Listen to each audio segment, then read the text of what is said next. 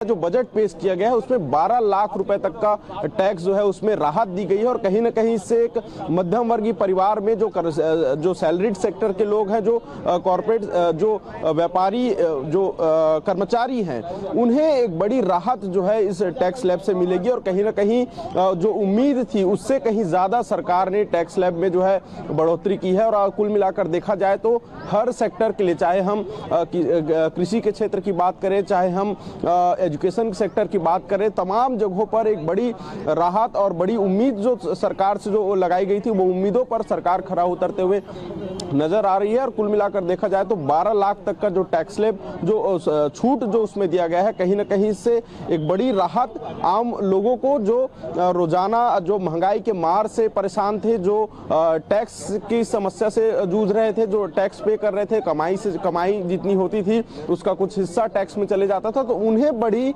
राहत मिलेगी। और लोगों में जो नाराजगी थी, जो सुबह 7 बजे से लेकर 11 बजे तक जो हम आम जनता से जब हम चर्चा कर रहे थे, तो उन्हें इसी बात की शिकायत की कि जितनी कमाई नहीं उससे ज्यादा वो टैक्स भरते हैं। पहले अपने सैलरी पर टैक्स भरते हैं, उसके बाद सामान खरीदने पर, किसी भी तरह के व्यापार करने पर, किसी भी तरह के खरीदी बिक्री पर उन्हें टैक्स लगता है, जिससे उन्हें काफी समस्या होती थी। लेकिन 10 लाख तक की उम्मीद जताई जा रही थी, जिसमें अब जो बजट पेश होने के बाद जो 12 लाख तक के टैक्स स्लैब में जो छूट दी गई है, उससे काफी आम लोगों को राहत है। खासतौर पर मध्यम वर्गीय परिवार को, जहां पर परिवार बड़ा और कमाने वाला एक हो, ऐसे जगह में टैक्स में ही ज्यादा पैसा चले जाता था और फिर परिवार चलाने में काफी समस्याएं होती थी। तो इस प्रकार से टैक्स स्लैब में छूट से एक बड़ी राहत आम लोगों को, जो मध्यम वर्गीय लोग हैं, कर्मचारी वर्ग के लोग हैं, उन्हें बड़ी राहत मिली। दूसरी बड़ी बात यह है कि कृषि के क्षेत्र में भी सरकार ने एक बड़ा फैसला लिया है, बजट के प्रावधान में रखा गया है। किसान क्रेडिट कार्ड को 3 लाख से बढ़ाकर 5 लाख तक किया गया है।